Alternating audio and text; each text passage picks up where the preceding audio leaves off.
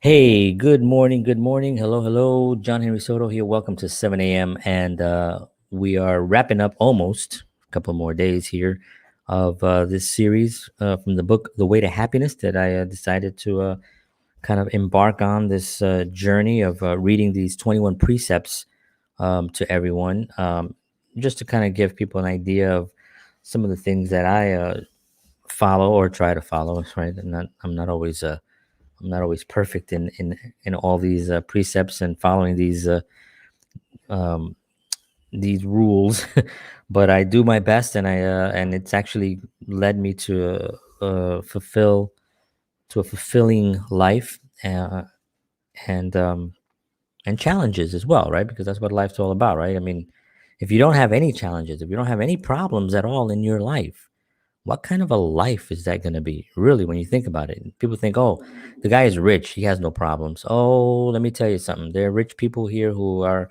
extremely sad and have problems. I met one billionaire in my life, and I've met many millionaires. And when you sit down and you talk to them, they have the same challenges that everyone has. Just because they have some money in the bank account does not mean that they don't go through certain situations and challenges, and even are unhappy. You know, yes, money does fill a necessary need where you can help others. It takes away a certain stress, of having to provide certain things, but it doesn't mean that you're going to have spiritual strength. It doesn't mean that you're going to have the ability to help others. It doesn't mean that you're going to be always happy. You know, um, those things come from within, and those things come from work on yourself. And all the money in the world is definitely not gonna. I mean, you could look at some of the billionaires that we see, the famous ones that are on TV, and we follow. These people are messes from what I can see. And the media tries to cover up certain things, but it's really difficult to cover up a billionaire who's constantly speaking, who you can look in his eyes and be like, this dude is like messed up. This dude is not right. And it's a very sad thing. Because they could be doing so much amazing work. Being helping others, and that's where it really becomes a tragic thing. So I've been reading these precepts, and I've read this book a long time ago, and I've read pieces throughout the years, 25, 26 years now, actually. Um, and this one has always been a real important one for me because I was raised Catholic, um, and I still have faith in Jesus. I still do read the Bible. I still do follow the Word of the Bible, because there are certain things in it that it's hard to dispute. Um, and But this is a very important one here that we're going to go over today, which is number 18 of the precepts of the 21. Respect the religious beliefs of others. And this is what we're going to be diving into today. It's just about 3 pages, so it's not too long. I'll read this, and then we'll discuss. And if anyone has any comments or any opinions or any views or any suggestions or anything, just drop them right there into the comment. Again, this book comes in a little booklet, and I am giving these away for free. All you have to do is send me an email at, where's my email? Send me an email at johnhenrysoto@protonmail.com, and I will send one out to you. In the title, just write "The Way to Happiness Booklet," because it becomes I get a lot of emails, and this way I can spot them real quickly. And it's while supplies last, but I still have a lot of supplies. So um, just send me an email, and if I can't get it to you right away, I'm waiting for stuff to come in. I'll get it out to you as soon as possible. All right, so let's get started here. This is number 18. Respect the religious beliefs of others. Drink a cup of coffee here. Oh, that's good. All right, here we go. Tolerance is a good cornerstone on which to build human relationships. When one views the slaughter and suffering caused by religious intolerance down all the history of man and into modern times, one can see that intolerance is a very non survival activity. Religious tolerance does not mean one cannot express his own beliefs. It does mean that seeking to undermine or attack the religious faith and beliefs of another, has always been a short road to trouble. Philosophers since the times of ancient Greece have disputed with one another about the nature of God, man, and the universe. The opinions of authorities ebb and flow. Just now, the philosophies of mechanism and materialism, dating as far back as ancient Egypt and Greece, are the fad. They seek to assert that all is matter and overlook that, neat as their explanations of evolution may be, they still do not rule out additional factors that might be at work, that might be merely using such things as evolution. They are today the official philosophies and are even taught in schools. They have their own zealots who attack the beliefs and religions of others. The result can be intolerance and contention. If all the brightest minds since the 5th century BC or before have never been able to agree on the subject of religion or anti religion, it is an arena of combat between people that one would do well to stay out of. In this sea of contention, one bright principle has emerged: the right to believe as one chooses. Faith and belief do not necessarily surrender to logic. They cannot even be declared to be illogical. They can be things quite apart. Any advice one might give another on this subject is safest when it simply asserts the right to believe as one chooses.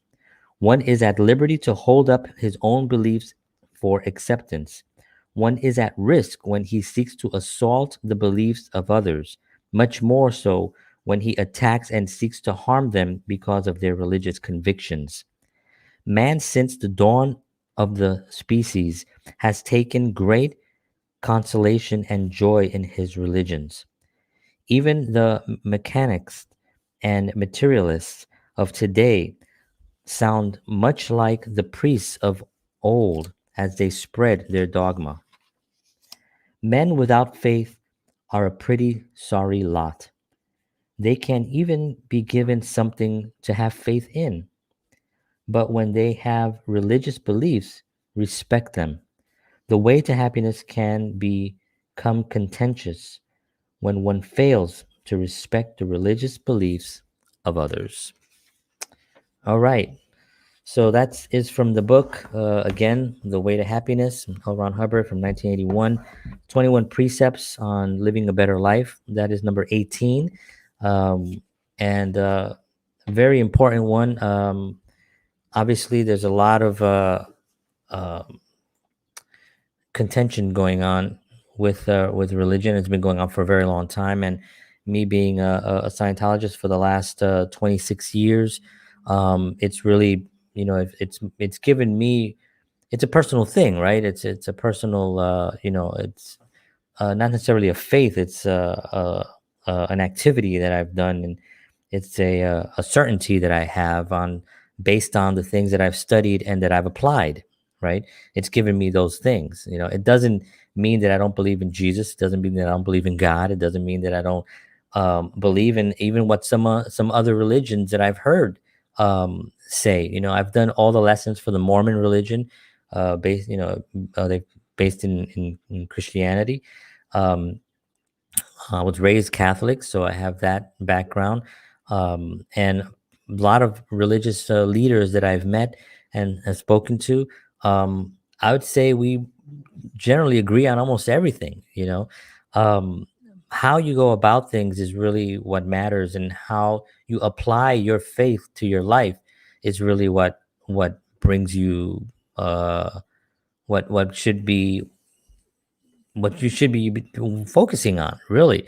And you shouldn't be focusing on someone else's religion. You should be focusing on your own and what you're doing and how you're applying it to your life, and how you're helping others as well.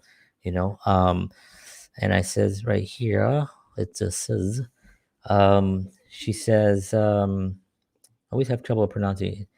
It's Indrani. Is it Indrani? I hope it's right. Just enjoy life as it comes. Forget about worries and stress. It only kills and makes you miserable. Yeah, it makes you miserable. Yeah, make you miserable. Be happy. Yes, agreed. 100%. 100%. Um, yeah, and I think part of the fear that people have, I think, is that it's the obviously the afterlife, right? That's where a lot of this comes in. It's the result. It's what's going to happen, and that's where all the religions go. Well, no, you're going to go there. No, you're going to go. No, you have to believe this, or else you're going to go here, or else you're going to go there. You're also going to, and that's where a lot of the contention comes into play on what is actually going to happen, and that probably just comes from everyone else putting fear into everyone. If you just have your faith and you just stick to it, and you say, "This is what I believe in," and you just keep moving on that, you don't have to worry about what anyone else thinks about anything. It really becomes a much happier life. I mean, think about what we go through with our religion. We have TV shows based on just destroying us. They fail every time, because when people come in and they just look, they're like, "Oh, you guys are studying, you're reading, you're studying courses, you're doing drills, you're helping other people all over the world." It's been like pretty sad to see people to go to that extent to try to destroy a religion, with millions and millions and millions of followers all over the world. So it's something else. But then you have a lot of the religions. I have friends that are Mormons, and they get attacked constantly, because people say, "Oh, well, you guys have more than one wife." And they, no, they don't. That's not even part of the religion. That was something that happened years and years ago, and it was like people that did things that they shouldn't have done. A lot of things also happened where these men went to war, and some of them didn't come back, unfortunately, and the ones that did come back took the responsibility of the women and the children that the fallen soldiers left behind.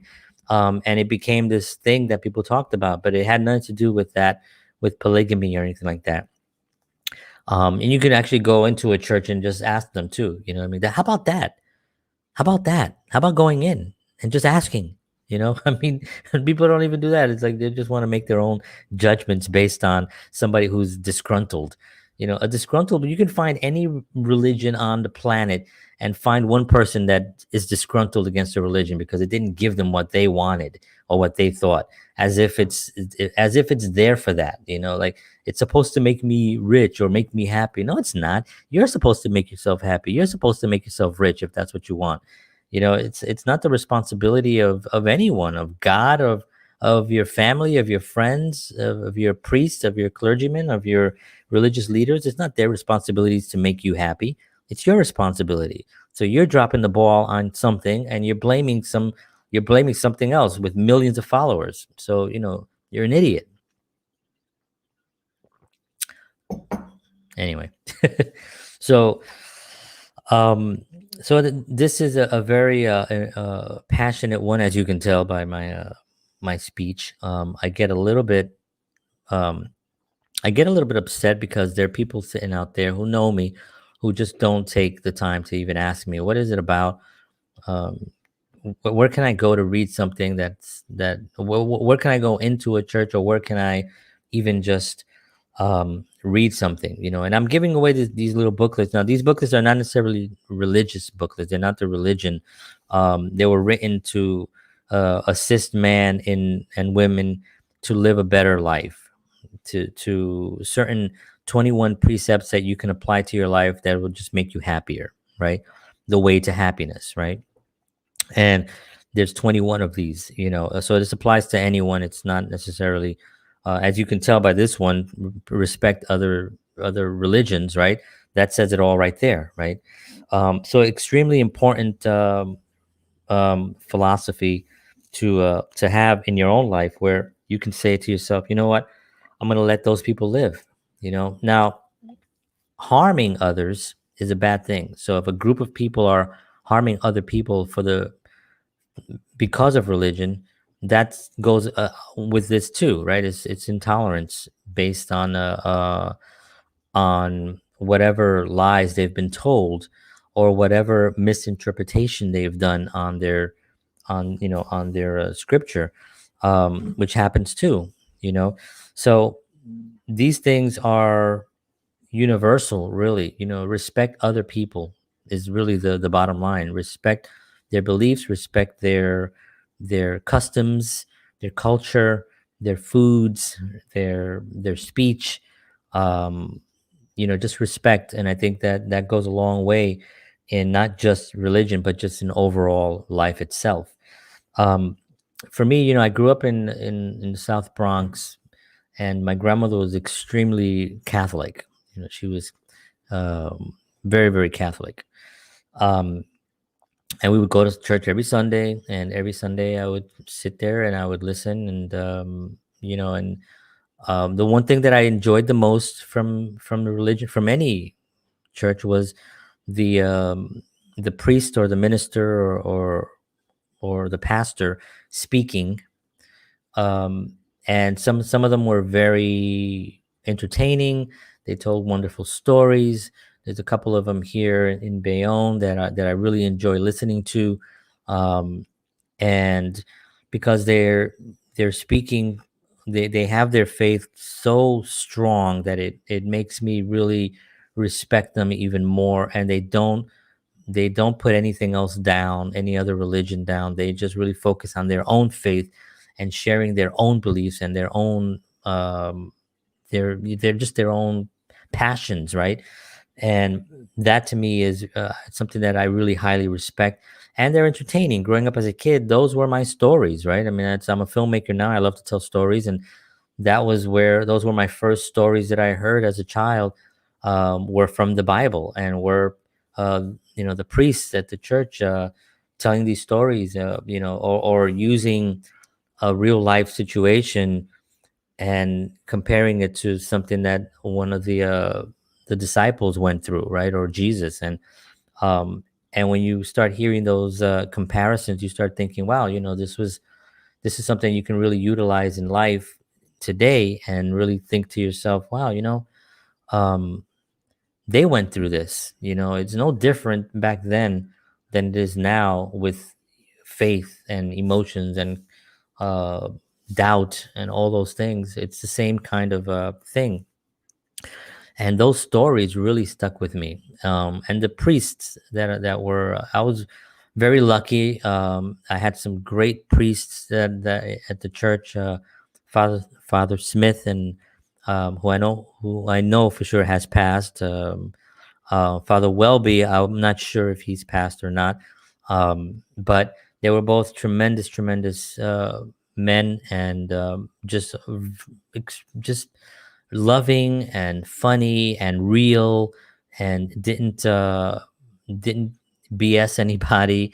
We were in the South Bronx. We were in one of the most impoverished neighborhoods in the country at that point. As a matter of fact, statistically, it was during that time. I remember it having the highest rate of homicides, drugs, pregnancy, unemployment, homelessness. It was just a really bad place, right? Um, and surviving there, you really needed faith, man. I mean, you really needed religion. And my grandmother got very involved in the church, and she would be part of this special group of women that dressed up in these clothing with this white shirt. They had a white kind of blouse with a red ribbon, thick ribbon, with this like nice little silver medallion that had, I'm assuming, some religious figure on it. I remember seeing them around the house as a kid, and she would sit in one corner of the church, and I would have to sit by myself on the other side. And um, the women were very, very, very nice. The ones that I remember. I don't remember any real, that whole cliche of the women talking about others. Oh, you didn't, the church lady kind of thing from Saturday Night Live, right? Well, isn't that special? That kind of thing. I don't remember anything like that. These were hardworking women that were going through tough times growing up. We were all in that environment. My grandmother came here in the 50s with, my grandfather came first to try to get settled in. And he found a job. And when he found a job, he called my grandma and my mom from Puerto Rico, and they came here. Um, my mom was, I think, 7 years old, and they made a life for themselves, and they worked their butts off. And if you don't have faith when during rough times, if you don't have some type of stability of a platform of something that you can hang on, that you can put your life on and say, this is my faith, this is something that I really truly hold dear.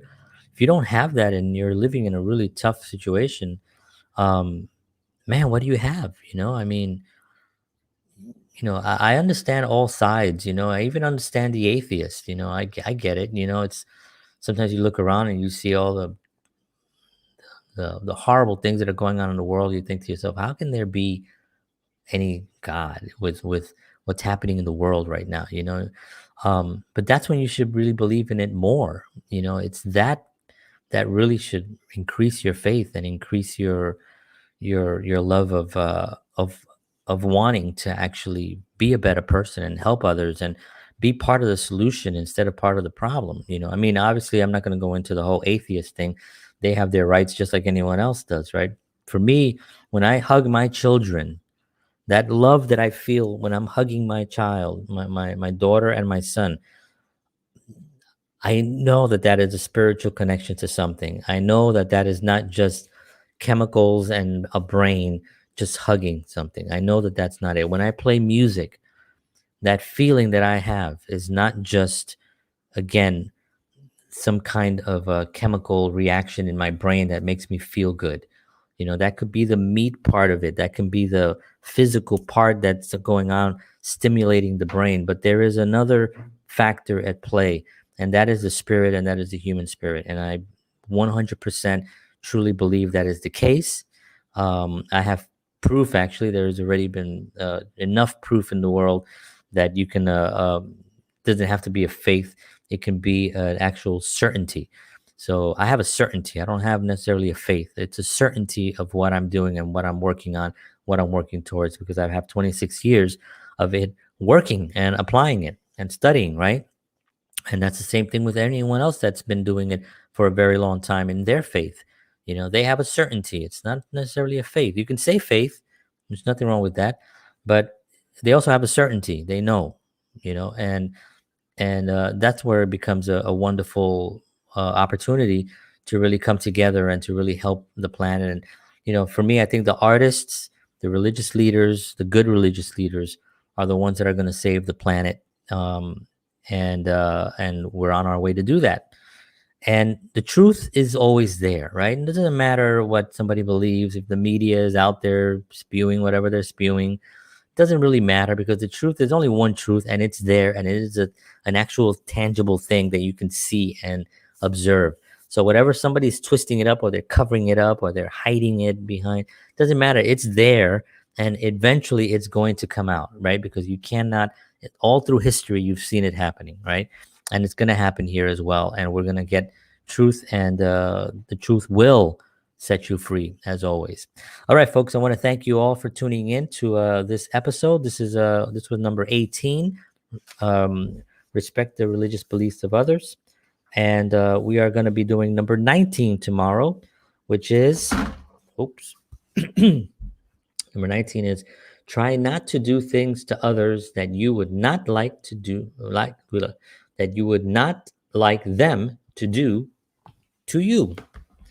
And do unto others as I guess that's kind of where that, it's the golden rule, basically, right? And that's what we're going to be talking about tomorrow. It's a good one. It's not a long one either, so I can read the whole thing tomorrow. And I'm looking forward to that one. So 19, 19, 20, 21. 3 more days, and we are done.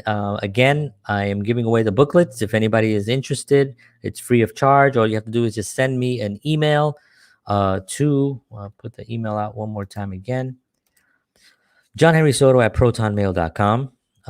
In the title, please write The Way to Happiness booklet, and I will send that out to you ASAP. And that is all. All right, folks, I want to thank you all for tuning in. Have a wonderful day. Make today great. Do things that you love. Help others. Take care of yourselves. And I'll see you tomorrow morning. And as always,